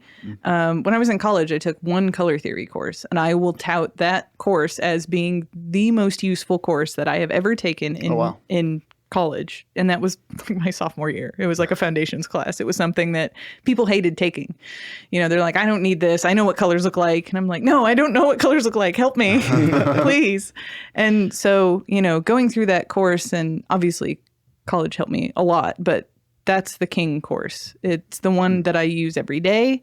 When your brain can show you the color wheel without you having to look it up, it's so handy. And there's a lot of times that I'll look up colors too. But, when you're just out and about and you're like, what colors do I like together? This. And then you put them together and you're like, oh, it doesn't really work. What would happen if I made this purple warmer, or I made this, green cooler, things like that. And then you have cool bias green and warm bias greens. And then once you figure out how the color wheel works in sequence and what colors, oh my God, this is really actually this is a lot, and I'm sorry, but this is a lot of inside baseball. But so you have all of the different color wheels have different, or not color wheels, all the colors have different tones on the color wheel. So if you had a color wheel and you put it into black and white, they all have different tones, which also means that there's a cool trick to shading, which you can just use colors, and they teach you a lot of that in your fine arts courses too. You shade people with blue in the dark areas and then yellow in the lighter areas so that it looks more natural or whatever. And in my artwork, if I have something that is supposed to be pink, say the local color, like the burgundy of that chair is pink, I will shade it with the purple so that it looks darker, because purple has blue in it. Blue is darker than pink in a terms of turning the color wheel black and white. It looks darker, even though it's just a different color. Blue tends to actually look darker than purple, depending on what your tone of purple looks like. Red always looks darker than yellow and orange, and will often look darker than pink. You can shade pink with red. Like the fuchsia magenta, not like light red. And green's a hard one. Green you can highlight with yellow or darken with blue. Sometimes when you darken it with blue, it turns into cyan. It's weird. Green's weird. Yellow and orange are really easy. So orange, you just highlight with yellow and darken with red. There's parts of the color wheel that work really easily, and then sometimes in the blues and stuff. That's why so much of my work has a lot of warm colors in it. They're so much easier to work with each other, because you can make the eye go through those parts of the shading without using white or black. Because I don't like using white or black. I put the saturation all the way up and see what I can do. Nice. Oh, I can definitely tell. Yeah. That's awesome. Poor Joey would be so lost right now. Poor Joey. Joey was our Episode 8. Episode 8. Joey Edwards. He's colorblind. Oh, no. But he makes these super rad wire sculptures and very creepy. photorealistic pumpkin carvings. Whoa, And, that's awesome. He's a badass. Awesome. But But as he said on the show, he doesn't see in black and white, but he did say fuck purple. I mean, specifically, he said fuck purple. But Yeah. I found out recently that I'm colorblind too. Which one is it? Dutan? Severe? I think was a word they used. That's I had no idea my entire life. so. What colors have you been missing? Well, I'm not really missing anything, but red and green, I get those So you're the confused. red-green. Yeah. Okay. One of them. There's apparently a bunch of them. I don't know much about all of them, but I will say I used to have a dull red Frisbee that I played disc golf with. Disc, I guess. And I would walk past that fucking thing all the time. I'd walk, where the fuck is it? And when somebody points it out to me, I'm like, oh, of course, right there, because red and green are very different colors. Like, I can look at red and look at green. I'm like, yeah, I don't know why the fuck I would ever confuse that. But apparently, severe means severe. So I'm just going to take the Interesting. website's word for it. So one of these days, So, I want to get so those. you can, if you have a red and green thing, Yeah. you can tell the difference. Yeah, but if they're in my peripherals, then they start getting confused. So Interesting. I didn't know that was a thing. I thought it was everywhere in your vision. I would assume I so. learned something new today. Yeah, like don't take my word for it. I don't know what the fuck I'm talking about, but yeah, it's odd. Just I had a friend who her dad was shade blind, which I didn't know was a thing until I met I her. had no idea. He can see pure colors if they're saturated enough, but the pure colors like this green and this light, or just even these two greens on this thing. So it's a light green and a darker green. They'd look the same to him. So like these stripes in here, he wouldn't be able to see them. Oh, okay. I have an issue with darker colors, particularly like green, purple, and blue. If they're like anything darker than like a hunter green, I might confuse it for a blue or even a purple at times. I feel like, unless I'm also colorblind, I feel like that's pretty normal. Okay. Once you Good. you put enough black into those dark side of the color wheel, they kind of mush, you know, especially not purple as much, but green and blue, definitely. They end up in this like weird dark teal arrangement, especially if you're using paint. And it's like, I don't know what's going on here. It's why you always only use hypersaturation. It's like, it's all the way saturated or we're not playing. Because like, I don't want to have anybody be like, well, what part of that is that? You know, another thing I learned in school was I want something to read immediately, you know, like you're reading a book or like you're reading a word. I don't want you to be confused and be like, well, I'm trying to read heavy metal text and I don't know what, you don't know what half those logos say. Yeah. Excuse me. But I want people to read my illustrations as fast as possible. I want them to get it. I want them to know whether or not they like it and either get excited about it and buy it or just walk away because I don't need them to waste my time staring at it. It is very immediately delightful. Like it is a fast, like it's a fast processing period of like, hell yeah, I'm on board with this. So I think that's, I love that you just said that because it very much is. Good. Yeah. Perfect. I just don't want to waste anybody's time. Well, I'm going to waste everyone's time. If Hayden here were on a box of breakfast cereal, what type of cereal would that be? Oh, man. That's a good question. To whatever degree of detail you'd like to express. Okay, so Count Chocula, obviously, but so you're aware of the peripherals of Count Chocula, though, the Boo Berries and the Frankenberries. Oh yeah, of course. So this would be not a strawberry or blueberry version. This would be a lime version of a Boo Berry style cereal with marshmallow, but you have like the tasty lime creamy flavors. It's like a key lime pie in a bowl.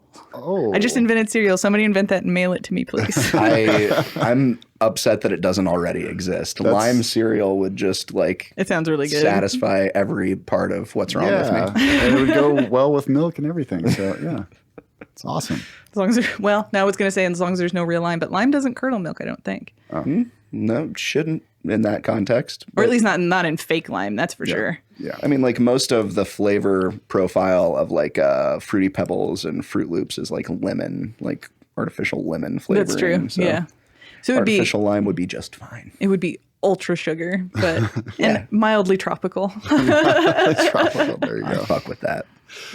Man, you guys are making me miss cereal right now. I know, I me haven't too. eaten cereal in so long. I haven't had cereal in probably 10 years. Yeah. We don't have Same. we just don't keep cereal in the house. Yeah. Same. I keep cereal in the house. You have children. You have to. That's a rule, man. Right. You recently can't had Cookie deprive a Crisp. child. Oh, I love Cookie Crisp though. Cookie Crisp, Cocoa Puffs, Count Chocula. All that bullshit. Cinnamon Toast Crunch. Yep. Oh, Dude, you just named just off the all my worst. favorites right there. they're so How'd you know? Because they're the best ones. Nothing will make you feel disgusting faster than like that second bowl of cereal. Like it's Oh, just see, that's why you just get one really big bowl. Yeah. I don't know. I never had a problem with like the second or third or fourth. You but just keep going. I just keep going. Yeah. I've always had a problem with my weight, so cereal was one of those things that was easy to write off. run away from. Yeah. Doesn't really bring much to the equation, but goddamn if it isn't fun. Yeah, it's 200 calories in the morning of sugar that I don't need. Yeah, Yeah. right. Yeah. Sugar that doesn't really do anything. Yeah, it makes me going really fast nowhere. and really hungry at 10 a.m. Yeah, exactly. As long as you run around the block immediately 3 times, it's fine. Yeah, guess after a that's bowl true. of cereal, that's going to feel fucking great. But you have to do it screaming. You have to run around the block screaming. Like this. Yeah. If I didn't know better, I'd almost accuse him of like being really interested in things that make him go faster. But I'm not going to say no. He does work at a liquor store. I'm sure he's got access to more than just liquor. so on Hayden Berry Crunch, some of those crystals might be a little suspect, right? Not just sugar. Just eat them. It's fine. Yeah, just roll with it. Just roll with it. Is that the tagline? I guess. I don't know. It just came out of me. I had to let it out. Well, there it is. Yep. That was easy. Make it cereals easy. I don't know what Kellogg's complaining about. I know. We did it by accident, bitches. What are you doing? I haven't seen a new cereal in a while. I haven't paid attention. But I was though, going to either. say, have you been paying attention to Not at all. cereal? Yeah, Nope. okay. But I also don't Not worth it. I don't have conventional TV, so I don't have commercials either. Yep. So I Same. don't know if there's new cereal. There definitely is new cereal. I don't see any of the commercials for it either, but it definitely exists in the cereal aisle. Okay. Yep. SpongeBob cereal definitely has been a thing. I didn't think about that. I'm sure there is a lot of licensed Just cereal. a ton, Oh, yeah. like every single thing that like Disney creates. You might not find it in like every grocery store, but you'll there find it at is, the like a Walmart. super sugared, yeah. like bullshit ass cereal that correlates to it. It's ugly. It's a rough world out there. Licensure Ugly is business. a I don't know, it's a pet peeve for me. Just when things that are licensed that shouldn't be, it doesn't like if I actually made a breakfast, like if I got, I don't know, Huge or something with like, and Disney was like, let's make your stupid alien cartoon. And they were like, let's make a cereal. I'd be like, absolutely not. What are you talking about? We are not making a cereal. Make something useful. Why are we making food? Could see some fun fruit snacks. Fruit snacks are acceptable. Yeah. Okay. Because it's not a meal. You're not feeding it to a child as a meal. It is a Yeah. small snack. That's fair. Also, the SpongeBob fruit snacks kind of slap, so. Covering my bases. We can make food. It just has to be like tiny food that's crappy and not real. Yeah. Well, Ryan's brother and I actually have a small snack food business that flies a bit askew of what's generally deemed appropriate or acceptable dietarily. They're called Dastardly Snacks, and they're underhandedly delicious. So if you'd ever like to, get some weird alien animal fruit snacks off the ground, Dastardly Snacks would love to license that content. I will get in touch with you as soon as I can design some fruit snacks. In the meantime, if you need illustrations for a box, get in touch. We actually do need an illustration. We wanted to hire you, and I wanted to say it now, and I'm not going to say what the background story is. We're going to keep that for a while and wait until people are wearing the shirt, and then we're going to lay it on them. But we want a toad. You want a toad? We Okay. want a toad for Forging Flame. Mm-hmm. And there's a reference there, and I'm not going to mention it. I can tell you off camera, or should we even tell her? It really doesn't matter that's up one to way or you. the other, but I mean, It's up to you. okay. Yeah, but it's right now? What? Save it. No, not saying it right now. No. We're saving that for sure. But I'm just curious whether we should tell Mallory. I don't really care if it doesn't have anything to do with the actual toad. Has nothing to do with the toad. No. Okay, then I want to wait with the rest of the audience. Yep. Okay. Perfect. Awesome. Perfect. Well, yeah, we should do that. Yep. That's happening. I'm interested. That's going to be our first T-shirt. The Forging Flame Toad. I'm way on board. Hell yeah. As long as Mallory is. Because I'm on board. I love it. It has to be Mallory. Yeah. Nobody else can do it. Yep. So if you're I interested, love his go home. eyes. Yeah. Oh, well. Okay. This actually, the reason I made his eyes that way, I made him a normal tiger with little normal eyes, like an angry eyebrow, but I didn't think it was like funny enough. So I put both of his eyes on the same side of his face. They just keep catching my attention. I didn't even like notice it until you brought focus to it, and just every time I look down, I just see his eyes, and I love it. Yeah, it could have been a normal lame tiger, but no, it's a hilarious googly-eyed Simpsons tiger. Yes. The best part is, yes, it is immediately delightful, but there are layers, and like you can keep referring back, and like whether it's just like digging into the weirdness of color, or like looking for that layer of like mania that kind of seems to prevail through your work. Like One of my favorite inspirations, the one I think back to the most usually, especially when I paint, are those interstitials when they do in cartoons where they do a really highly detailed painted shot for some reason. Like there's SpongeBob episodes with it. It's like you've got Squidward's really detailed, like pockmarked, super shaded face. Ren and Stimpy. Those are Ren and Stimpy interstitials. Those are my favorite things because those have layers, but they only show them for a second, and it drove me crazy. And so, like growing up, I was like, I want to make those so I can look at them for longer. But you want to have that like cartoony effect where you're like, it looks real, but it's not real. so where kind of unsettling. Yeah. other than that sort of thing, like what would you say? What would you attribute like your biggest influences to? Let's see. I would say Tattoo Flash for sure. Sure. Street art. Some of my like favorite artists are street artists and tattooists. Those are like some of my favorites. Cartoons, obviously, and cartoons like growing up. I had Lisa Frank binders. I have a Lisa Frank notebook at home from 3rd grade that's full of just no homework. Obviously, it's just all stupid drawings, and folders from the 90s that they don't do that anymore. They don't have those like beautiful like whole masterpieces on folders anymore because you don't really use folders anymore. But like those were so cool, and I always like had a bunch of them that I didn't have anything in. They just looked really cool.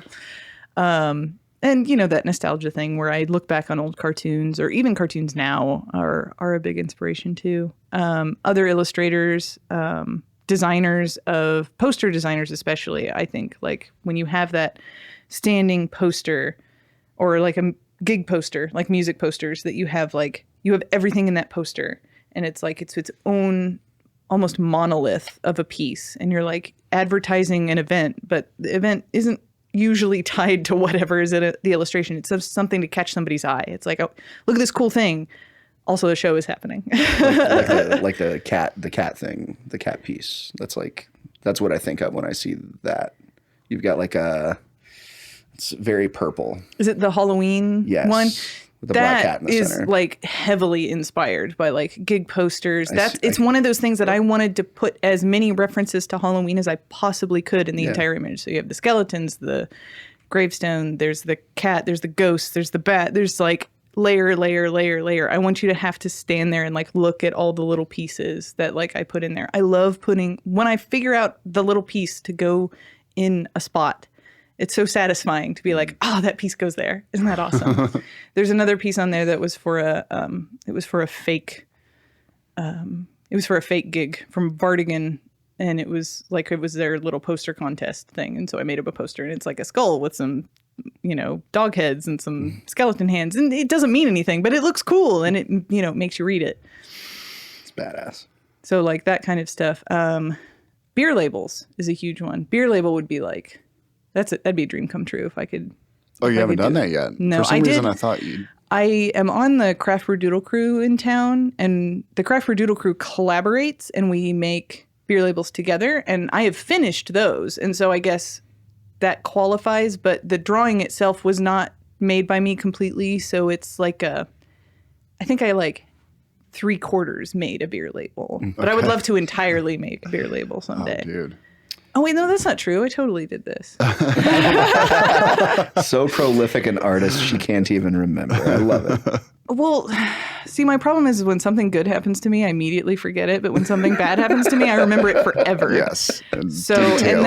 and that's a really big problem. Yeah, and classic when it's, human behavior. and when it's it's fine. something that I'm like, oh, I wanted to do that forever, and then you do it, and then you don't remember it, like that's horrible. I feel really bad now. It was for the same brewery though that does the Craft Brew Doodle Crew. I did do my own design. It looked really cool, but I couldn't go and get it. I think I was doing something that day that I couldn't go pick one up at the keg opening. So I actually don't have a can of that. Yeah. Maybe they have one kicking around, but then COVID hit, so I couldn't go get it. It was in February. I'll put it that way. Yeah.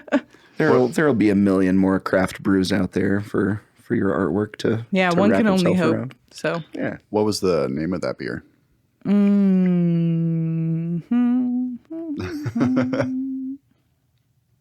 Is it on here? Oh shoot, I don't remember now. It was like Okay. the drawing was of a cockatrice, and it was a reference to a beer that the Indiana City folks had done before, and something medieval, some castle-y themed. Feel really bad for forgetting it, but it was themed off of this like castle, and so I had a castle, put it in the piece, and then wrapped this cockatrice around it to harken back to the original beer that this beer was based off of. But I think it was called like cockatrice something or other, and it was an IPA. They do it was for their artist series. They have an artist series. They do it not now, but they used to do it monthly, and then they did it every 2 months. It was just an experimental beer that the brewers could make, and then they'd have the folks on the Craft Brew Doodle Crew do the label. So it's just like a easy collaboration between people who both have a vested interest in the success of Indiana City. So it's always a cool collab. Nice. Indiana City people have always been pretty cool, I feel like. Definitely. Yeah. I miss doing the Doodle Crew. We obviously haven't been able to do it. So Yeah. that was every month. We'd sit around a table and trade paper.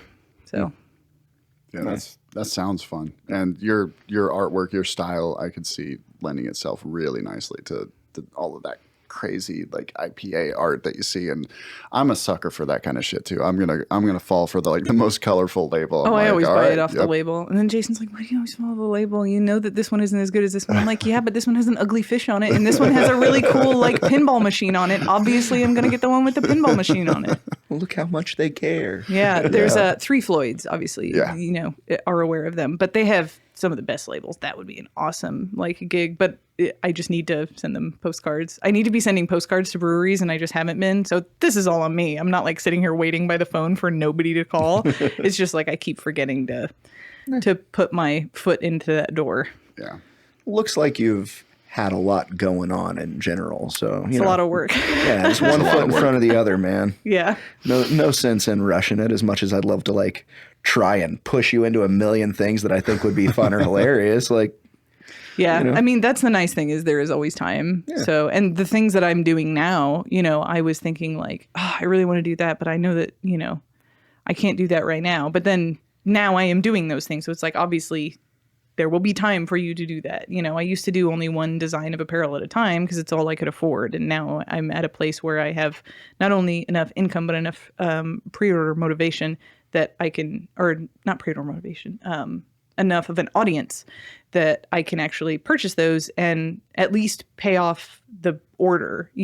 Those shirts might last a little while, and that's fine. I just at least I can get them in the door and make them look cool on my shop, have them for conventions when they finally open back up, that kind of stuff.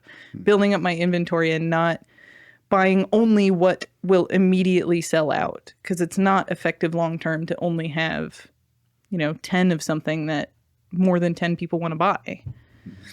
So, but that's all I could afford before. So what are you physically doing like with most of your most of your artwork here? Or like using like a Wacom tablet and a pen, or It's an iPad. Okay. I swapped completely to iPad, I think 3 years ago, when it's one of the original ones where you stick the pen like in the charging jack. Oh. But I got one. I was like, I don't know if I'm going to use this. Am I going to use, because I didn't really like doing digital work that much before that, but I did it for certain things. Like I have some repeating patterns, and obviously I can't do that with a pencil, or at least I can't do that with a pencil. I'm sure someone can. But so I was using a Wacom tablet, an old Cintiq from 2009, which I bought used in 2012. So it was like this poor little ancient thing with this little teeny tiny, it was legit like this big. And so I was doing all my digital work on that. And then when I got the iPad, I hated it at first. I was like, oh no, I hate Procreate. Oh, I hate this. Oh, I hate all these programs that everybody uses. The pen stabilization sucks and my lines look like poopy. Like, I don't know how to do this. And it's one of those things, it's like, you know, if you pick up an instrument and you're already good at an instrument and you pick up a new one and you're not immediately good at it and you're like, this is dumb, this sucks. And then you go play your other instrument. That's how I felt when I picked up the guitar after playing viola for 8 years. Like, it doesn't work. But then I finally kept just doing it. And I had a friend recommend a specific program to me, Autodesk Sketchbook. And it's kind of for babies. You know, it's very bare bones. It's free. But I love it. Like, it has everything I need right at hand. Nothing's confusing. Nothing's hidden. Nothing's weird behind menus, you know, and most of the digital stuff on there from within the last 2 years is all Autodesk Sketchbook, some Photoshop to just fix things, because Autodesk is not a good like editing program. It's not good to move things around. It's not good to change sizes of files and things like that. Although I picked up Clip Studio this past weekend, and I guess I'll try that for a while. Nice. But yeah, it's all that one free program. Nice. That's rad. Hell yeah. It's always great when the free shit is even better than the expensive, loaded down with too much clutter. Yeah, because I bought Procreate, and it's not expensive. It's $10. Like, it's not insanely expensive in terms of, you know, art programs. But I liked the free one, you know, and I felt dumb for not, you know, using it first. And obviously Procreate has way more options than Autodesk does. I just don't need them. Right. Mm-hmm. I record a podcast in my garage with my oldest daughter. GarageBand, perfect for my needs. Yeah. Like, you don't need anything better if it works. Why fix it if it's not broken? Exactly. All right. So allow me to struggle here for a second while I resurrect the question that I had loaded in the chamber. I'm just going to hem and haw for a second. Hem and haw. While I dredge it back up. Oh, I wanted to ask, because I noticed your tattoos when you came up. Any of those your own designs? I do. I have one. Yeah? I have to get up for it, though. Well, okay, here. Bust it on us. I didn't mean to. Yes, I remember that one. Oh, wow. Okay, so what's going on there? So it's a melty dog. I don't Okay. know why I'm holding my keys. I'm sorry, microphone. That's okay. Add some nice Jingle jangle. texture It's Christmas to the time. But it's like, I call him Booger Dog. When I was working at that furniture company, I would draw all the time, and it would always just be for me. And so I actually came up with a lot of cool stuff while I was there, and that was one of them. I just had a really tall space on a piece of paper that had other stuff on it, and I was like, oh, can I fit in this tall space? And I mushed a dog in there. I was like, he's really cool. I like him. I ended up painting him a couple years later. So there is a painting in existence. It's sold ages ago, but and the one I painted, he's yellow, but the tattoo, when I went to go get it, it's from local guy Dane Smith. Oh, he's awesome. Yeah, and I asked him, I was like, I know this isn't your design, would you do this for me? This was before he was on TV. So he was like, yes. So he did that for me, and then I asked him to color it, and so he colored it green with like a pink nose. I'm like, it's perfect. It's perfect. Like, you know me. Like, obviously this is great. So I just call him Booger Dog. He's my favorite tattoo. He's also the tattoo that everybody loves the most. Like, of all my tattoos, everybody's like, that one's great. And I'm like, thank you. I made that one. Now, how many other people have tattoos of your work on their body? I don't know. There are a couple that I know of. There was a couple pieces that I did years ago One was it was a Spocktopus, so it's an octopus with like Spock's like haircut in the ears and stuff. And the other one was a Buddha Snorlax, so it's Snorlax with the robes and the beads, and there's like a little halo around him and stuff. And then Buddha Snorlax is actually my most ripped design. So many people have ripped that design and like turned it into Redbubble merch. You know, it's everywhere. I don't care. It's an old. I hate that drawing now, so I'm like, take it, internet. You can have it. Conceptually, though, you almost have to expect that, right? Like, it's just so perfect. Yeah, and it really hit a note. And then like one time, I think I made like $500 in 1 month off of Redbubble because it like went crazy on Reddit. You know, like one time, like I got a Reddit post and people went crazy and like bought the hell out of it. Nice. So, but at least one person, not the same person, has those as tattoos. So I've seen those just because I've looked that up to see who's stolen it these days. And like the tattoo of the design has memed on 9gag or whatever. And I was like, oh, I made that, you know? And like I never heard awesome. from the person who got that as a tattoo at all, or the tattooist or whatever. Is just like, you just see it. And there's other people who have gotten it and then showed me. I think 2 other people have showed me. One guy's actually in my Instagram messages right now asking me if he can use it. And I'm like, I don't care. Just show me. Like, that's what I tell everybody. I'm like, I don't care if you use it as a tattoo. I just want you to show me. That's all I want. Now, is that like hyper validating, or does it kind of freak you out on some level? I think it's cool. I mean, I think, if somebody likes something that I made enough that they want it on their body for the rest of their life, I'm like, wow, like it's really cool that something that I made, is resonating so hard with you. When it's like the Buddha Snorlax or whatever, it's not as fun because that's not an original piece. But it's my rendition. Sure. So, and they didn't get the artist to redraw it. They got the one that I drew, and, I did a fan art for the Adventure Zone. It's a D&D podcast, and it's of, Geralt. He's a spectral binacorn, which is just a unicorn with 2 horns. And it's like, and he has like a little word bubble. It doesn't matter. Anyway, it's like a horse head, basically. And somebody got it as a tattoo and then like ages later showed it to me. And they were like, I didn't know this was yours. And I was like, did you not look it up or whatever? Thank you for showing me. I saw you had one with a lotus. There was a lotus and maybe it was a wolf with a third eye. Is it the mask? No, it wasn't a mask. Oh, God. Where is it? But it actually looks a lot like a tattoo I already have. And it kind of makes me want to get that one just on the opposite arm. I've got to get that deck of cards, though. Like, it has to be in my life and soon. Wow. I could scroll through this shit in this week. Try up near the top. I think I know the one you're talking about. All right, let's see. Yeah, I've been learning some magic tricks for my nieces just really? just to blow their minds. And Oh, I've that's got so cute. I've got a few card tricks on deck, but I haven't practiced them. I just have like notes about them and how it works and stuff. So I think your deck would be perfect for like a cool little magic deck. I actually don't sell those through my Etsy. Those are through Ouijapedia, but you can Okay. you can get them at any time. Nice. Or I mean, like if I went out more, I'd bring you a deck, but it's hard in COVID times. But Yeah. I can always. If for some reason you don't have one by the next time I see you, just let me know. I'll bring you one. Awesome. Thank you. You're welcome. You keep saying those words, and I don't understand the words that you're saying. Ouijapedia is a company, and so it's WEEPEEJA, and it's a joke on a Ouija board. Okay. So it's like, oh, Ouijapedia, like Okay. whatever. But the other artists and other people that work on it are really into occult imagery. So it was really apt for them to start with.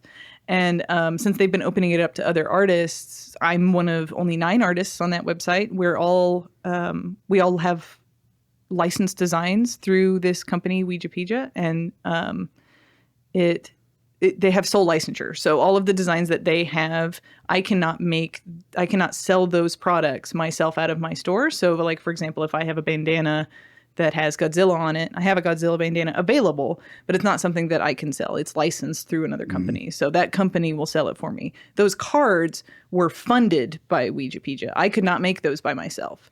So because I was able to work with this company, I was able to make them real, which was so cool. So love them. give them business. Yeah. It's run by 4 of my friends, 4 of my dearest friends. They live in Ohio. It's nothing wild, but they do really high quality work. Just not up to cardist standards. So if you're a cardist, don't buy them. Yeah, just don't buy them. Just shut the fuck up and don't buy. Okay. That was my whole thing. Suck shit, That was my whole artists. thing. I was like, don't buy it. Yeah. It's not for you. Yeah. It's okay. I'm planting a hard stake in the ground. Forging Flame is officially against anything deep cardist. Like they can all go to hell. Hold up. Let's not speak too soon. Slow down. There might be some really interesting cardists out there that aren't assholes. Yeah, All right, I think if it's you're a like in any cardist- community. You Yeah. know, you're going to find crappy people. So if you're a cardist who's not like the people I'm talking about, you're cool. You can hang Yeah, out. you're cool. You're good. I'd like to take it one step further and just go ahead and invite a cardist onto the show so they can plead their case. Because in the meantime, I'm remaining where I stand. I understand your need, Brian, to take a more political approach. Like, cardists are horrible. Convince me otherwise. Yep. All right. Well, Yep. They can open fight me. invitation to any and all cardists to And, be yeah. on the website on the podcast. And This Prove that you podcast is don't. going down specifically for this extremely niche reason, isn't it? I guess so. Like we were going to get canceled one way or the other. I suppose I ought to take it from the cardist. I don't have any faith in the strength of their numbers. I challenge them to coming on the show and challenging my preconceptions or physical confrontation. Fisticuffs in the Yep, yard. That's right. A little old school brawling. I'm into it. Did you find it? I can't find the one. He's like 3 years down. Yeah. Oh my gosh. It might be deep down there, but it was perfect. I've got this like kind of trippy skull on my arm with a lot of symbolism and a lotus flower and the third eye, and it reminded me very, very. It was almost like exactly that, but not a skull. And I wanted it, and now I can't find it, and it pisses me off. It's in there somewhere. Hang on. Let me check something. I think I screen grabbed it. You find it, Ryan. Uh, I might have screen grabbed it. Let's check here. is it not this one? Oh, it is that. That one. is that one. Yeah. Yep. God damn it. It's kind of hard to see from the Instagram one because it looks a little zoomed out. Yeah. To be. What is it? Is it a cat? It is a Tibetan like mask, Ah, but yeah, it's yeah. like a cat shape. Yeah, the flowers, the sword, all of it. I love it. I think Yep.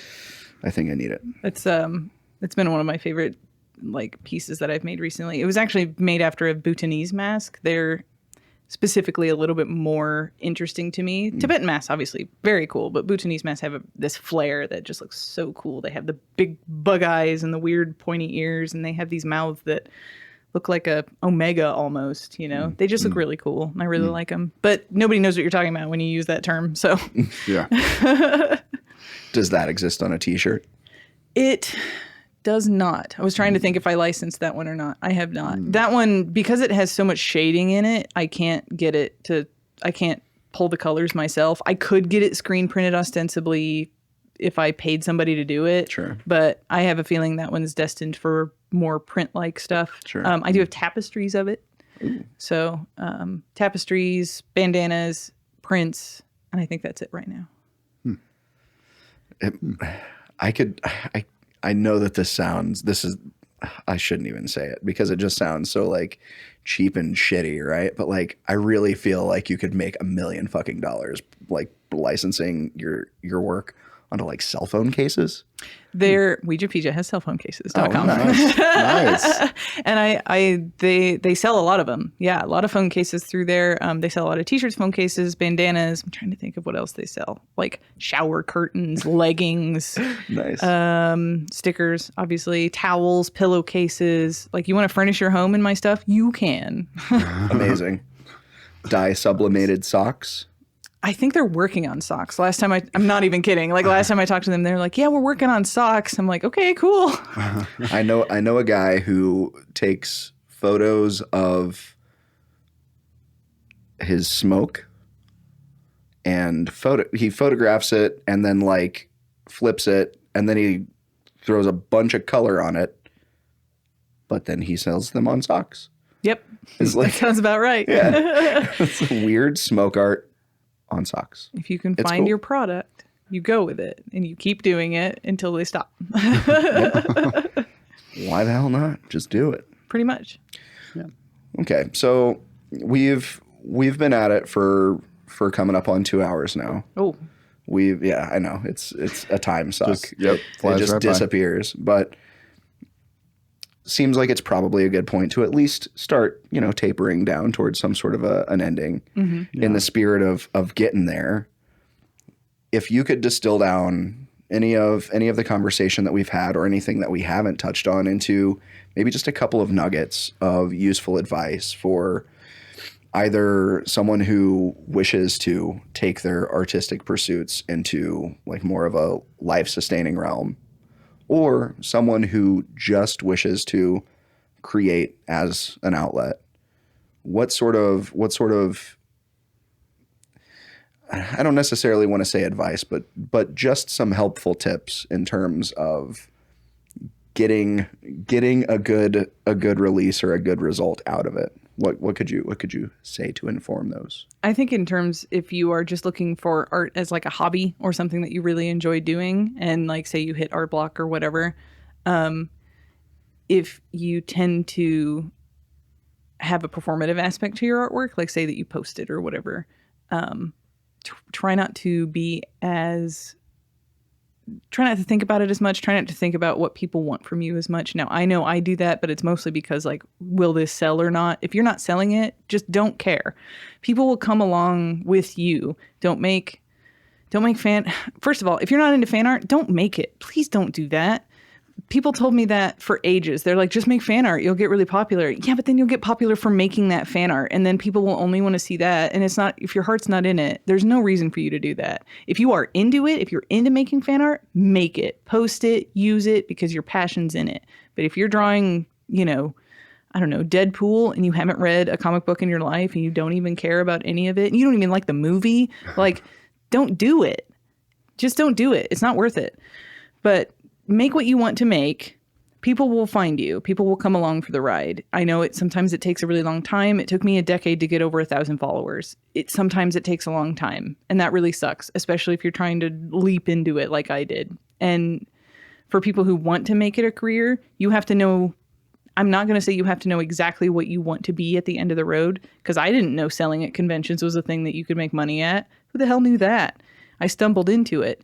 Just follow the passion of the things that you like. Go find other people making money, making what you want to make, and try to work backwards. If you want to be in galleries, if you want to hang pieces in galleries and have gallery shows and, be that kind of person, go to a gallery show. Talk to that artist if you can. And if you can't, just try to kind of extrapolate what they did. Try to find the gallery owner, see what information you can get out of them. Sometimes they're rude, but whatever. Just work smarter, not harder, I think, and in the beginning, sometimes those are synonymous. Sometimes you have to work really, really hard. Sometimes you have to work more than you think you should. But you're going to get out of it what you put into it. And I think, you can beat your head against a brick wall and do the same thing over and over again that isn't working. But if something is not working, if you're looking at something and it is not working, reassess and change. Don't keep doing the same thing. Don't keep going to conventions with your fan art that you hate like I did and expect to make money, because you won't. And at the same time, even if you're trying to make merch, just try not to make things you don't want to make. Even if you're trying to sell stuff, it's the same advice, but with slightly less gusto, because I understand the impulse, but, make stuff for yourself too. Put that out there, see if people like that, and most of the time they will. Most of the time the audience you're cultivating is interested in stuff that you like for the most part. So I think that's all I have. I'm sure I left out a lot. But still, I think that was great. Very, very like powerful words, very impactful, immediately implementable type of advice. So That's what I like. I like the stuff that I can do something about. Yeah. I don't like the sort of the secret believe you can do. No, believe you can do it, obviously, but that's not going to change anything. You have to do something. Yeah. Just do something. Do one little tiny step today, even if it's the tiniest thing. Like, say you don't like your screen name on Instagram. Just change it. Just change it. It's fine. Yeah. Just one thing that's done today that wasn't done yesterday or ever. Exactly. Yeah. Take your intention and your action and put those in alignment with one another. And don't do what I do and do what I say, not what I do. Don't do what I do and lament about the things that you haven't done yet. Be better than I am and look back at all the places that you've come from. Even if you're just starting, you came from somewhere. If you're a creative of any type, you have done whatever it is that you're doing, you have done it before. If you're a musician, maybe you've been playing since you were a kid, or maybe you've been playing since last week, but you've learned so much since last week. You have to look at you can't just look at the road ahead and be intimidated. Look at the journey that you've just come on and believe that you can continue, because look what you already did. Mm-hmm. Beautiful. Yeah. That's huge. Definitely. Believing that you can really is the first step. Otherwise, you're just going to be paralyzed and you're just going to be looking at the road in front of you and just, yeah. Yeah. It's those dumb platitudes, but those journeys of 1,000 miles do start with a single step. But, sometimes you're 500 steps in. You're still not there yet, but you got halfway. Yeah. Eat the elephant. Eat the elephant. How relevant to recent conversation. You went there. I had to. Not. You had to. At least wasn't a dick joke this time. So until we get to the trunk. What? I don't know.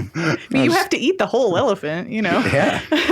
God damn. Whole thing right. means the whole thing, Ryan. It was your analogy earlier. All right. Well, Was that when we were? I don't remember. Yeah, that was when we were the recording, previous yeah. podcast in a different universe. It's a real callback, y'all. Yep. Take part and enjoy. Yeah.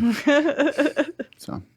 Okay. Well, so what would be the most appropriate places to send people to get to know you and perhaps shower you with riches? So stablercake.com is a really good hub. It has galleries on there to peruse. They're picked by me. They're not just Instagram ones, so those are handpicked by me. Those are the ones I want you to see first. So definitely stablercake.com or mhodgkin.com if that's not annoying to spell. But it has links to everywhere. It has links to my shop. That'll have a link to my Twitter, a link to my Instagram. I'm sure there's other places that Stabler Cake exists out there, but those are not updated. The only updated places are Twitter, Instagram, and my own website. And Etsy, obviously. So Etsy is my storefront. Cool. All right. Nice. Wow. Anything else, Ryan? Mallory? I don't think I have anything. Yeah. I think that was pretty good. That was a solid show, guys. Yeah. Thanks a lot for making the time and coming to see us and risking, leaving the house in COVID times because, you might die. Yeah, I could also get hit by a bus. It's okay. Yep. No control over the outcome. But thank you for having me. I really appreciate it. I know I felt like I don't really know what I'm doing, but I hope I made a good show. I think you made an excellent show. Okay, I think everything about that was really great. Seem very much like you know what you're doing. Okay, thank you. Yeah. Could you tell me? Could you tell my brain that? And then I tried. I don't know what else to do. She won't listen. It's fine. Awesome. Thanks again. Thanks. Bye.